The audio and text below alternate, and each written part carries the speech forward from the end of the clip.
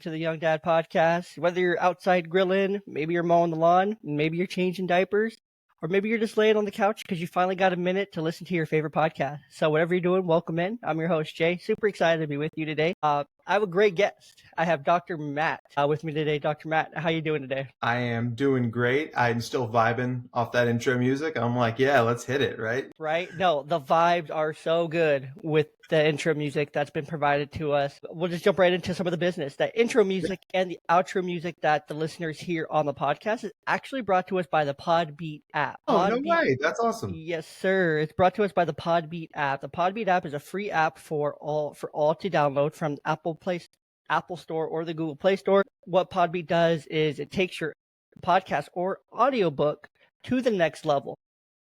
So if you're a runner, if you like to work out, if you like to, whatever you need to kind of hype you up a little bit, there's a little bit of something for everyone. Lo-fi, trap, EDM, that was the EDM beat that you heard right there. It takes your podcast and it turns it into that musical experience. So when you're at the gym, you can keep up that cadence, you can keep up that rhythm, you can keep up that beat. You can just simply open your podcast, play your podcast, open up the Podbeat app. It'll overlay on your phone with the podcast, and you can change the volume to be loud. You can change the beats per minute to go up. It plays in 3-minute loops because there's some kind of science there that Nate and Joy figured out there. And yeah, it's super cool. So highly recommend Podbeat along with all of our other podcast partners and those that we love to promote, brands and whatnot as well. So, but that's the business part of today. Matt, let me introduce you just a little bit. Dr. Matt is a seasoned clinical psychologist and a professional speaker, renowned for his expertise in serving neurodivergent individuals, people with different brains, such as gifted, ADHD, autism, and dyslexia. In doing hundreds of talks all around the world, Dr. Matt has cultivated a reputation as a dynamic keynote speaker, captivating audiences with his insightful presentations and empowering messages.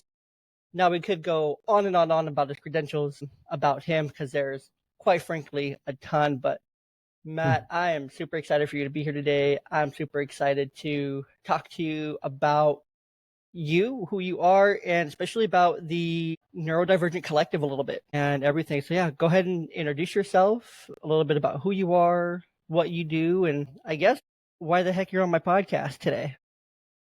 Well, yeah, I mean, like, I feel like today I'm wearing my dad hat more than anything else because one of my other passions is men's mental health. And it is just so under talked about. It's under discussed. And I think it's our generation, Jay, that we're like finally peeling back the curtain on this and saying like, no, we're not going to suffer in silence. You know, like we don't want to raise like how many guys do you know who are like, I saw my dad cry twice in his entire life. My dad never told me he loved me. And I'm like, what is admirable about that? Like we want to, we're creating a generation of emotionally intelligent men, as we should. Right. And I remember like when I became a dad 6 years ago, my wife had there was all this support for her. Right. And, mom groups and postpartum groups and, and I was digging around trying to find a men's group, and I found one, on Zoom. So I logged in thinking like, this should be chill. I finally meet a community of dads, right? And everybody's talking about how terrible their wives are and how to get custody back of your kids. And I was just like, these are not my people, right? And listen, everybody's journey is their journey, but I'm not here to judge anybody. But it was like, I was like, who am I to talk? Who's here to talk to me about how hard this is, how scary this is? And so, did a little white knuckling, right? Found some guys I could talk to, text at 3 a.m. And I remember, and I was like, all right, this is a thing that I want to continue to bang this drum because men need support too. And when we don't get it, we see those negative outcomes. Yeah, no, 100%. And you and me both, we're both in that boat. I'm a clinician by day. You're a psychologist. I work in the mental health field as well, in my role. And so I see it all the time. One thing that I specifically advocated for at my agency that I work at was I noticed that the dads that were within our program weren't really getting a lot of support in general. Like the parents weren't really getting a lot of support in general. We're very focused on the youth and we're kind of focused on the family. but we're really not focused on the dads at all. So one thing that I really had to advocate for was like, hey, look, these dads, they need support. I will specifically take time and I'll work with these dads. So now I've gotten the opportunity to work specifically with dads because there's such a lack of support. And I've been working for months upon months to try to get our agency working with this organization called Dads Move here in Washington State. They're kind of across the country, kind of here and there. They have little pop-ups, but they're very positive. It's peer support, which is like one-on-one individualized support. It's not counseling, it's not therapy, but it's like an outlet that can be used for just overall one-on-one support. And so, but they're for dads in various situations, various socioeconomic classes and whatnot. So it's a fantastic program that they have, what they do. So I've been trying to get them out here to where I am, because different areas, depending on where you're at, some will be very somewhat served. I think the most served that they can be is very somewhat, or it's like none at all. There's no like well-served areas in the United States when it comes to like dad groups and support for dads and whatnot. It's crazy. Like you said, like I became a dad 7+ years ago now, and this was in Idaho, and I was running a Sonic at the time while going to school, and it was like desolate. Like I didn't know nobody. I didn't want to know nobody. I was attending the LDS church at the time. I was LDS at the time. I'm no longer have that affiliation, but even then, like that congregation, like I wasn't even accepted by that congregation really, because like that's a whole other thing to go down that rabbit hole, right? So there's not enough support out there. So in your work, specifically what you do, I guess, what are some of those things that are coming up time and time again when it comes to men's mental health that are a constant kind of ringing the bell, banging on the drum kind of thing? Yeah. So I think it really takes sort of two major factors, right? Actually, let's call it three. We've got time.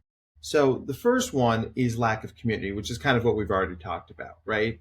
Like, and you think about it traditionally for men, right? Like you'd work and you'd maybe hit happy hour on the way home, and maybe you play a softball league, right? But like there just aren't a lot of communal men's spaces, and we need a lot more of that, right? And I have this theory that everybody's sitting in their homes, flipping through their phones on a Thursday night, desperate for somebody to reach out and be like, yo, let's go to a brewery, or let's go see a live concert in the park, or let's go walk around and play Pokemon Go. And they're like, what's Pokemon Go? And it's like, dude, what's better, playing Pokemon Go or watching Real Housewives of Salt Lake City? Right? I mean, like, join me in this. Doing something is better than nothing. Yes. Yeah. And a lot more, like girls' nights are much more of a thing. And there's like a lot more spaces that are not in the bar alcohol scene for women. And like a lot of the men I talk to are like, where am I supposed to go?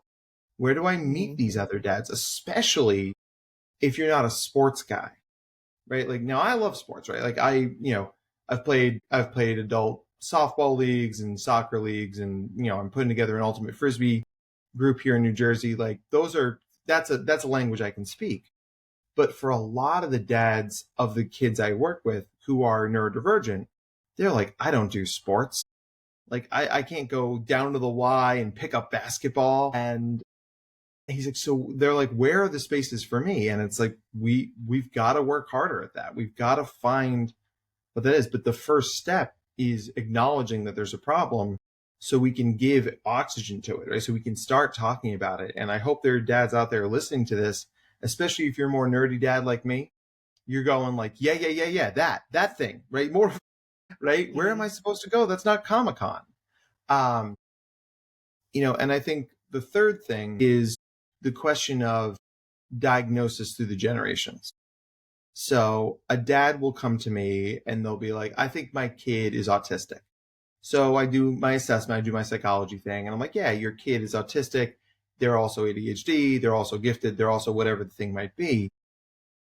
And a lot of times that opens a conversation of like, and have you ever had your IQ assessed? Have you ever had yourself looked at for ADHD? Because we know these things are highly genetically loaded. And part of the reason you might be struggling with your career, with your marriage, with friend groups, is that maybe you're a neurodivergent person too, and you don't know it. So at least we gave your kid a name for it, and they can carry that through their lives, knowing they're not a weird horse, they're a zebra. But maybe you've been a zebra your whole life, and you've always been with the horses. And because you never knew that the zebras were on the other side of the fence, right? So diagnosis can give you a name for the thing that's who you are, and then use that to access communities. Like, because, one of the groups I did end up finding was a group for adult male men with ADHD. And I was like, okay, these are my people, right? And like, our meetings never started on time, ever, because ADHD, right? But in there, I mean, it was so authentic, and this one dad, I remember he's like, the other day, I put my coffee down and then I missed the edge of the table, as ADHDers are wont to do because we tend to be bad at spatial recognition. Coffee cup crashed to the floor. And he's like, and I fell to my knees like the end of Platoon. And I'm like, no! And I'm like, man, we have all been there. Like, who hasn't been, like, that tiny little thing? You're like, oh, I am much closer to breaking than I thought. And so it's like, when you find those spaces, you realize, like, yeah, that's what I've needed. Yeah, no, 100%. And I think that's the third part there, very interesting, because it's not a lot of people know why can't I think of what you just said, how genetically loaded these diagnoses are, Yeah. And I hear it all the time. I work with a lot of women, and so they're always like, oh yeah, well, my child's such and such, it runs in the male gene, so they got it from their dad. Ha ha ha ha ha. Yeah. Male gene, ha ha ha ha. I'm like, shut up. Anyways, like, they could get it from you too. Ha ha. Guess what? Right. It's not just from their dad, but anyways, it can be really hard for man to get that diagnosis, because because there's going to be stigma that comes along with that, right? In our head, there's going to be a set of stigma that comes along with that, like in our head, where it's like, well, if I get this diagnosis, no, I can't get that diagnosis because I don't want to be different.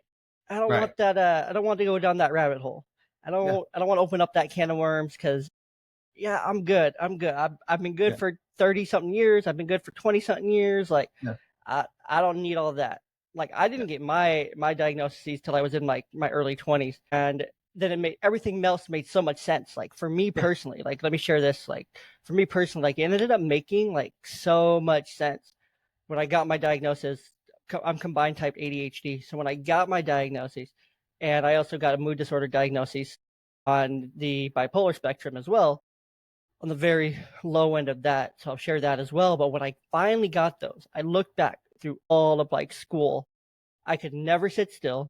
I always rushed through my work. I was highly intelligent. I just sped through books. I sped through my work. I sped through math problems. I always got straight A's in school.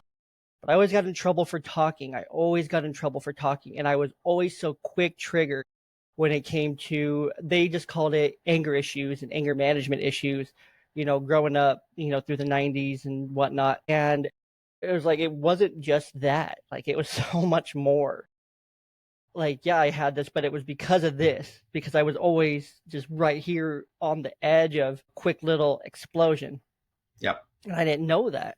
So mixing those two things together is very interesting, to be able to try to stabilize all that now throughout my 20s, now into my early 30s and whatnot. So it's been such a ride, but I'm so glad I got that, because it just made everything make so much more sense. It makes working so much better, because I can put something down for 7 hours of the workday, and then finally when I need to pick it up and I have all this charting and billing to do, as you know, charting and billing is the absolute best thing about our jobs, the paper pushing. When it comes to that, it's like, okay, well, time to get this done. Crack the knuckles and all done. And it's like, it's so cool to be able to know, like, okay, I can use this to my advantage. It's like a switch that, having it, you can turn on. That's the benefit of combined type. Not every type of ADHD can do that. Right. Combined type can. Other type of ADHD is not so much. But again, additional point, you have to fit in where you can fit in, where you fit in, kind of thing, right? There's some awesome communities out there. There's one community that I'm part of, that the podcast is a part of, through the June app, Joon. Not to kind of plug it here, but June, you guys have all heard me talk about it. This is app created by these creators and developers, psychologists and whatnot, to be able to help kids with the neurodivergencies of ADHD, autism, be able to help them create habits and routines. And then there's a support group, not a support group, but like a really cool, engaging Facebook group to be able to talk about it. My video that I did with them, the podcast, it's like when you search June app on YouTube, it's like the third or fourth one that pops up. So it's really cool to have such a strong partnership and affiliation with them, because they are that community. You know, it's such a cool app. It's helped my kids. I see it. My daughter hasn't been diagnosed yet because she's too young. She's 7. You know, the field, at least here where I'm at, they don't want to diagnose her too early, so on and so forth, unless there's like profound signs and symptoms. She's a girl, so it's a lot harder to see this stuff in little girls. So if you have daughters, like, advocate the heck for your daughters. Advocate for your daughters, because it's not going to be seen as much. And push for your daughters to, if you see it in your daughters, push for them. The same as, you know, boys, you can, a little bit obvious, more obvious to see it kind of thing, way more obvious, but for girls, not so much. So push for your daughters. But yeah, those 3 points, those are spot on. Well, I mean, a lot of my clients use June, you know, and my kids are a little bit young for that themselves. But it's funny because, like, while I'm confident my kids will end up being neurodivergent in some way, what we see here is this sort of gamification just works for everybody. Like, I say this all the time as a gifted specialist. The best practices in gifted education are just the best practices in education, right? Playing to kids' strengths, letting kids go deep, letting kids choose how they're assessed. Every school in America should run this way. Right? Like, can the gifted kids go deeper, go faster, go further? Probably, right? But you tell me that I think that if we test drove this for a couple years and let every school run this way, I think you'd get happier kids. I think you'd get better grades, right? And one of the things we do is we gamify the stuff that kids don't want to do, right? Having your little dragon evolve as you take out the garbage, it's hacking that dopamine circuit in the brain. And now there's a reason to do it. And, like, you know, I mean, I've struggled with my weight my whole life. I've been using the Way Better app, which once again gamifies healthy living, right? It, you know, it buzzes me. It's like, hey man, you got to walk 5,000 steps today. You're at 7. And I'm like, okay, first off, screw you, bro. All right, I have an office job. I sit in a chair, but I feel you. On my lunch, I'm going to go for a walk. Right? That's the worst. Office jobs and struggling with weight. I'm in that same boat with you, man. It's always been something, like, for me too. Like, it's like my kids are like little twigs. Yeah. My oldest daughter, she's a twig. My little one, she's 4, but she's like thick, and she's like straight muscle. She's a little muscle girl. She's almost 4, but she's already wearing like an extra small, like an extra small 4-5, like 5T. Like, she's just. She's yoked, dude. I swear to you. But she's so healthy. Yeah. You know, she will fight. She will fight. She's the spiciest one in this house by far. I mean, I'm here for some spiciness, right? And, you know, and I think that one of the things that gaining weight or struggling with your weight, it's funny, it's seen as much more of a female thing, right? You look at all the dieting apps and Weight Watchers, that almost always lead with women. Right? The only thing I could think of is Atkins, and because Rob Lowe does that. But, like, the thing, think about it, like, what are the things that men are allowed to derive community and confidence from? They're largely things that are physical in nature, right? Sports, armed services, you know, construction, you know, that sort of stuff. But as you get older and your body changes, I mean, listen, I played on like 3 different soccer teams in high school. I've never been skinny, but I was fit, right? Yeah. You know, and my body type is I'm never gonna be a skinny person. I'm built like a barrel. But like, you know, the older you get, you see that the gut just sort of like encroach over your waistband, starts to creep out, and you're like, man, like I work with a trainer. I work with Dr. Anthony Harrell, who I've had on the podcast back on episode 1-on-1. I've been working with him. I was like, he was on your podcast, right? Yeah. Yeah, correct. Yeah. So I started working with him a few months ago, and I didn't even care about getting like skinny. Like I just felt like I was hurting. I felt like I was getting weak. I felt like I was just out of shape and out of breath doing like things I shouldn't. My back was pulling when I was lifting up baskets of laundry. Right. I was like, man, this is ridiculous. So I'm like, I gotta make some changes. I had to make drastic changes, and I make them quickly. So I got in a program with him. First day I went to the gym. I already was carrying a gym membership because my gym is awesome and has so many different amenities and things like that. I just wasn't using the gym part of it, just going for the fun parts of it. But their first day back, trying to get on this routine and whatnot, and couldn't do like half the workout that he had programmed for me. I was like, what the heck am I doing? Like, why is this so hard? Like, this is some simple stuff. And now some months later, like I feel like the practicality of all those exercises, and I feel like their like focus is like chest to be able to do pick up kids or to lift groceries or to do practical things around the place. So a huge part of that is making sure like, yes, weight will come and go naturally. I don't expect to be shredded like Hulk Hogan on steroids in my 60s kind of thing. But what we can do for ourselves and as men is, yes, our body's going to change. Your body's changing, guys. Your body's changing. Yeah, it's always going to change. It's going to keep changing. So let it change. Let it change. Embrace it and find ways you can stay strong. Because it's about staying strong. It's about staying strong and healthy.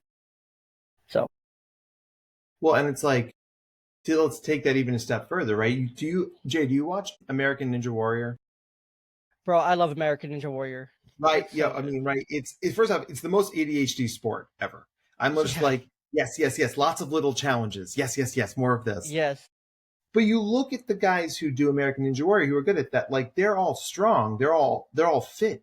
But the guys who are yoked, the guys who look like superheroes, they never win. They don't do it. They can't. Right? No, there was a 70-year-old on there. But he got great. Oh my. I was like, bro, and he's not in like, I mean, he's flabby. He's got some... but he's strong. He's strong. Right. Yeah. Like, yes, the dad bod comes with, the belly and shirts don't fit the same way. And you're a little bit jigglier than you used to be. Like for me, like I have the strength, but I also have the gut. I just wish my gut was like firm. Like mine is jiggly. Like mine jiggles. I'm just like, I don't want to jiggle, but I've been that way my entire life. One of my best friends, Ryan, he calls it, what's he call it? He calls it skinny fat. Where I'm not fat, but I'm not skinny.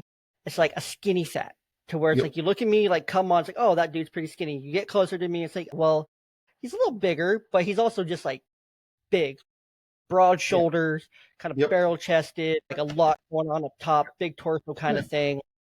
It's like, okay, yeah, you're like, you don't look fat, but you don't look skinny. You just kind of look. And then I've always had them my entire life. I don't know why. I've love handles. I've had these love handles my entire life. They are the most annoying thing ever. I just want to cut them off. Yeah. So, but I digress. I'm sorry. See, well, I think we have ADHD. Well, obviously, right? But but isn't this what we're talking about? Like, we're being vulnerable with each other. Jay, I've known you for 20 minutes, right? And we're talking about how we look in the mirror, right? How we feel like when we look at our bodies naked. Like, there's vulnerability here. And I think that like probably you and I are a little bit more predisposed to this kind of connection just because of who we are and what we do for a living. Yeah, the fields that we work in, we have to be willing to relate to people at some very humanistic level. But what if everybody was willing to be like this with each other? What if what if I could go up to anybody, another dude, another dad like you, man, I saw you at the park and I was like, look, man, like, or whatever, and just started sparking up a conversation. And I do that. I always feel I love my wife hates it. She can't stand it because I will literally just spark up a conversation with random people at any given place all the time. And I'm just like, yeah, let's just spark up the grocery store line, spark up a conversation at the gym, spark up a conversation. Like, I was in the cold plunge at the gym the other day. My gym has like an indoor cold plunge right next to the hot tub, so it's a really big cold plunge. And there's like this kid. I'm just sitting in there. I'm about 4 minutes into my 5 minutes of the cold plunge. Yeah. And this kid starts talking to me. He's probably about like 11, 12 years old. He just starts talking to me. He's like, how do you do it? And he's like talking to me. And I'm like, oh, you just kind of got to do it. And we have a whole conversation. And then we ended up going under the cold plunge together, like head all the way down and stuff a few times. And this kid just had the biggest smile on his face. Or it's like, then I'll be in the steam room or the sauna and I'll be talking to old dudes. And then, locker room where I'm just talking to the old dudes as we're all getting dressed and whatnot. And, just spark up conversation where you spark up conversation. Like, there's nothing wrong with having conversations, but what if we all could just be vulnerable? It's like, yeah, man, I feel like I'm fat. Hey, man, me too. We relate over that. There's different things we can all find that relation over, but it can be so hard and intimidating to have that conversation. But once we have those conversations, the world would be so much better, so much easier.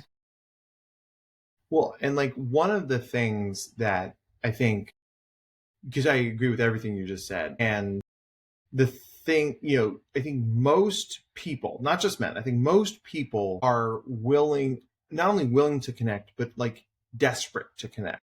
Right? We have never been more connected as a society, and yet we've never been more lonely. And the data, show that out, right? And I think everybody's sitting in their home hoping someone to reach out for them, but everyone's assuming everybody else has something to do, right? I can't reach out to Jay tonight. He's got so many things going on. He's at the gym. He's bowling. He's doing something. Like, whereas like you're sitting there being like, man, I would call Matt, but like I'm sure he's out doing something.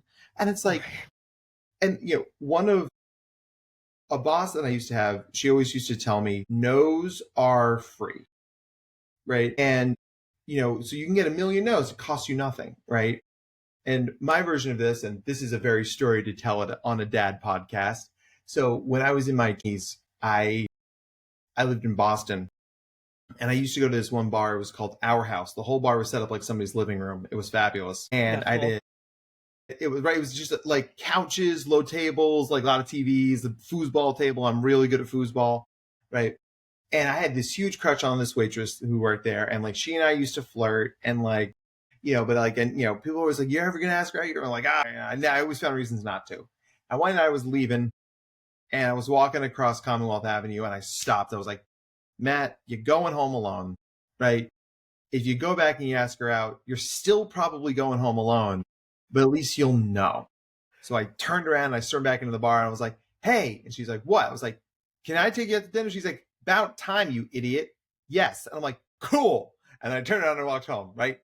And it was the sort of thing, like, you realize when it comes to taking chances with other people, you already don't have what you want.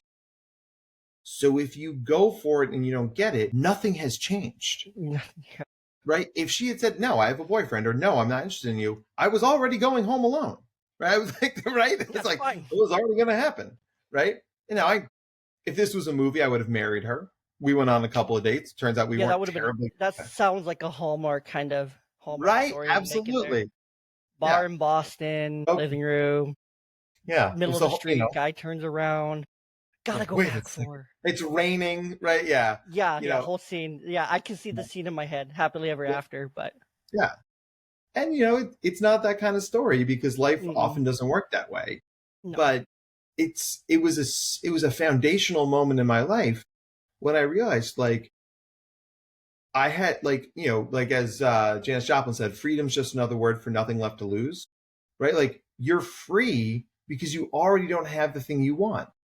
So, like, I like last weekend I was at the park with my kids. And I ended up chatting this other dad. And he's like, hey, like, this is weird, but I was like, could our kids hang out next weekend? He's like, oh, could they? Because like, because I'm sure he's lonely. Right? I'm sure he's sitting there being like, man, I wish I had somebody to talk to. Right? And like, I don't think we're going to bare our souls and braid each other's hair. But knowing that there's a person you could talk to about anything just becomes so much healthier because it's just giving you more outlets for more things. And the more, we always say mental health, right? It's like you name it to tame it. right? When you express the stuff, the burden on you gets lower. When the burden on you gets lower, you've got more energy for the good stuff, being the best dad you can, being the best partner you can, being the best professional you can. If you're not carrying on an extra 50 pounds of mental health baggage, shit, man, imagine how much higher you can jump. And, and like, that's why I'm so open with my own mental health journey, doing what I do for a living. Cause like, I want not only my clients to see this, right? Cause I work primarily with kids, but I want their parents to see it. I want those parents to hear it and be like, you know what? You are allowed to matter. And that is a really hard thing to wrap your head around sometimes. Yeah. No, and it's so true. Like, you 100% are allowed to matter. Heck, you should matter. You need to matter. I just had a great conversation with a editor-in-chief of a magazine, and the magazine's called Honor Magazine, HONR, and it's just about honoring fathers. And her and I talked about different ways that she would honor her father growing up, honor her dad growing up, in ways that her and her siblings would honor the father in their life. They did a lot of things with their mom too, but we focused primarily on her dad and just different things that they did to show like their appreciation and honor for him as their dad. So it's important to honor the dad, but it's okay to honor your dad. It's okay as a parent, as a dad, you do matter. And it's okay to make these social connections. It's okay to, I guess, shoot your shot with the other dad. It's okay to shoot your shot and be like, hey, we should get our kids together to hang out. When in reality, you're just using the kids as a way to ask to hang out because you're too afraid to ask to hang out yourself. But like you said, the no's are free. The no's are 100% free, and that's okay. Like if you get no's, because I don't know how many times I've been sitting at home, I'm just like, man, I wish someone would have hit me up, and then I'll go into work the next day, and one of my coworkers is like, yeah, I was gonna hit you up, but I just assumed you were busy or something. Or I assumed, because I kind of did it to myself, like, I'm like, yeah, I don't really like to hang out like with work friends and like, go and hang out kind of thing. It's just like one thing I don't love doing, but like still like let me know, so like invite me kind of thing. And it's like, well, we know you're so busy all the time with like work and things you do at home and your kids and life and stuff like that. I just assume kind of like you just wouldn't really be down or whatnot. It's like, well, I wasn't. I was just sitting at home playing NCAA 25, which, it's plenty fun in itself, but. Yeah, it was a great game. I'm so happy it's back, right? Oh, happy. Yeah. It's been phenomenal. I've won 2 national championships so far. Snaps, right? My recruiting is not great, but I'm working on it, trying to recruit a solid class in year 3 here. So. There you go. Who's your team? I got to ask. I picked so I went through it. I'm like, I want a cool looking uniform. I want a cool color scheme, but I also wanted a 1-star program to start. Nice. So I started with Old Dominion. I would not have, they're the Monarchs? Yeah, Old Dominion Monarchs. Let's go. So I've turned this into now after 2 years, 2 national championships. Now I'm in a 3-star program. And I still have yet to land 5-star recruit. Take that, Alabama. Yeah. And I've lost to Bama both years. During my Bama week, I keep losing to Bama. Yeah. Well, and I think that you said something that's really important. Like a lot of men will be like, I don't want to hang out with people at the office, right? Or where you have a job like me where I work for myself. Right. So, I guess I can hang out with my boss, but he's me and it doesn't solve my problem. So like what we need to do in those situations is give ourselves permission to be intentional with giving a third place. There is work and there is home, and now there is a third place. And if you talk to your partner and you're like, listen, I really need this to create community. I need this for my mental health. Like, whether it's a book club or a parkour center, you're going to get together and jam on an acoustic guitar or play chess or mahjong or but find that third space. And that third space can exist in areas that you are most interested in. Like, and one of the adults I work with, he spent his whole life like looking longingly over the fence at live action role players, LARPers. He'd be like, oh my God, I want to. So I asked him the other day, I was like, so what's keeping you from doing this? He's like, I wouldn't even know where to start. I was like, I've already downloaded this handbook for you. And he's like, do you LARP? I was like, I don't LARP. It's not my thing. But I work with a lot of kids who do. And he's like, but what if they say no? I was like, what if they say yes? Right. Right. Yeah, we're And so he's like, focused on the what ifs on the negative way. We don't think about the what ifs in the positive direction here. mm-hmm. And so why not think about the positive direction of all those things? But Seriously. we have a few minutes left, Matt. I don't want to cut you off, but I do want to ask like my closing question here. So Yes, love it. Here for it. To wrap us up real quick, I do just want to my kind of final question here is, let's say that you're working with a young dad who's age 20 to 25, frontal cortex not fully developed, super young, Yep. just had Yep. his first kid. My brother and I, we both had our kids. He had his first right around 1920. I had my first around 21, 22 years old. So we were both super young when we became fathers. You know, that was by both of our choices. We both wanted to. So it wasn't an accident. It was on purpose. Right. Very intentional. Choice. Yeah. So let's say this very young father comes to you. He's like, Dr. Matt, I'm all these things. I don't even know what I'm feeling. I'm feeling all the things. If you could offer this young dad a piece or two of advice to close us out here, what are some of the things you would say? The first thing is a piece of advice I got from my father-in-law that lives rent-free in my head. He's like, dads tend to think they don't matter. And you might actually matter the least in your family. Like, it's your wife, it's your kids, it's you. And he's like, and if that's the reality, remember, mattering least doesn't mean mattering nothing. And that's something that I have always held on to, right? Because it's just like, damn, okay, right? That's like, yes, I am the least important person in my house. I am down with that. But it doesn't mean I don't matter. And that's that's my line. That's where I stand. That's like, I do matter even if I matter the smallest. I can always get the last piece of pizza. But I can live with that as long as I get a piece of pizza. The second thing is that all you can do in life, whether it's work or relationships or fatherhood, is all you can do is start where you are. The more time we spend thinking about the dads or people we want to be or wish we were is kind of time wasted because you're beating yourself up for something you don't have. So if you're that 22-year-old dad out there, start with a really frank assessment of like, what am I good at? What am I okay at? And what do I suck at? Play to the stuff you're good at, do the stuff you're okay at, and find support for the stuff you suck at. So like for me, like, you know, one of my very much not a dad things is like, I am useless with tools, dude. I can do a hammer and I can do a screwdriver pretty well. I got those things, but like my wife builds everything in our house and my wife has the power tools, right? And it's the sort of thing like, you know, like if something breaks, like I've given myself permission to either ask my wife if she can fix it or call somebody who can.